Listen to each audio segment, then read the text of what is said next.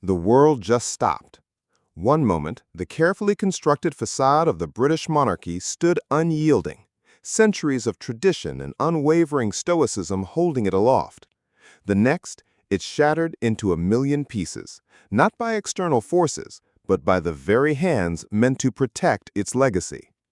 This isn't just another royal headline. This is the seismic event that rewrites history, forcing us to confront uncomfortable truths about power, family, and the heavy crown itself. For years, whispers have trailed the hallowed halls of Buckingham Palace, hushed theories about hidden agendas, unspoken grievances, and the true nature of relationships behind the gilded gates. But whispers are one thing. A direct, unfiltered blast from within is entirely another. And that's exactly what just happened.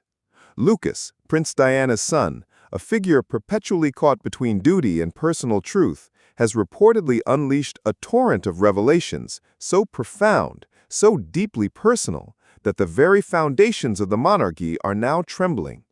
It wasn't a calculated media blitz, not a pre-approved press release. Instead, sources close to the royal household describe a series of deeply personal, almost accidental disclosures that began to surface through what was initially believed to be a private family archive. A collection of letters, journals, and recordings meticulously kept by Princess Diana herself. Imagine the scene. A quiet evening, Lucas poring over his mother's belongings, perhaps seeking comfort, perhaps just a connection to a past tragically cut short. And then he finds it. A series of entries, not just diaries, but almost a confessional, detailing King Charles's true sentiments, his strategic calculations, and the emotional distance that defined many of his most crucial relationships. It's not about scandal in the tabloid sense, but about a chilling portrait of a man driven by duty to the exclusion of deeply human connection. The first hints emerged subtly through an interview Lucas gave to a prominent journalist, Ella. He spoke of his mother's deep empathy, her longing for genuine connection, and then, almost as an aside, he mentioned the profound loneliness she often felt, even amidst the grandeur. He spoke of a paternal figure who, while dedicated to his role, often struggled with the emotional intimacy that true family bonds demand. Ella, a seasoned royal correspondent, immediately sensed a deeper narrative. This wasn't just a nostalgic reflection. It was a carefully veiled critique, a window into a dynamic that had been speculated upon for decades. The internet, as it always does, erupted. Fans and critics alike began dissecting every word, every pause.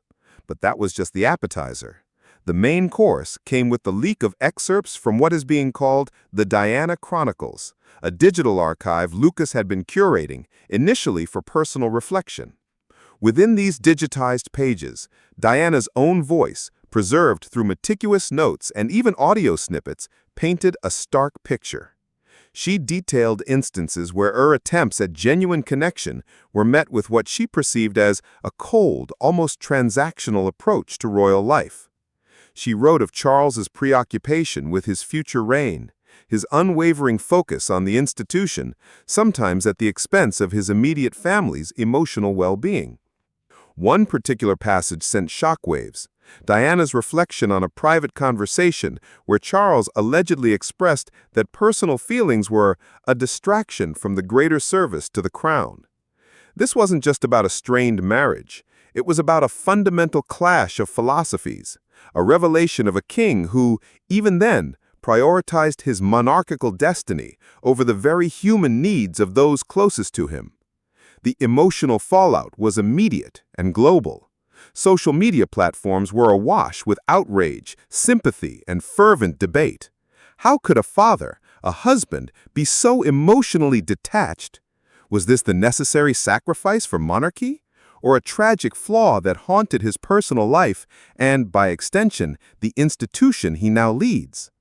The palace predictably has maintained a stony silence. No official statements, no rebuttals, just the grinding gears of royal protocol hoping the storm will pass. But this isn't a storm. It's a tidal wave. The younger generation, spearheaded by figures like Lucas, seems unwilling to accept the old ways of silence and unwavering deference. They demand transparency, authenticity, and a monarchy that reflects the values of a modern world.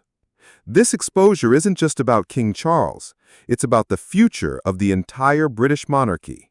Can an institution built on mystique and distance survive in an age where personal truth and emotional transparency are paramount?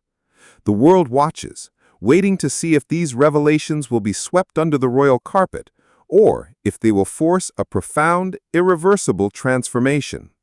The legacy of Princess Diana, her quest for genuine human connection, continues to reverberate, now more powerfully than ever, through the voices of her sons. And it seems, for King Charles and the crown, the quiet era of hidden truths is definitively over. The question is, what will rise from the ashes of these shocking revelations? Only time will tell, but one thing is certain, the monarchy will never be the same again.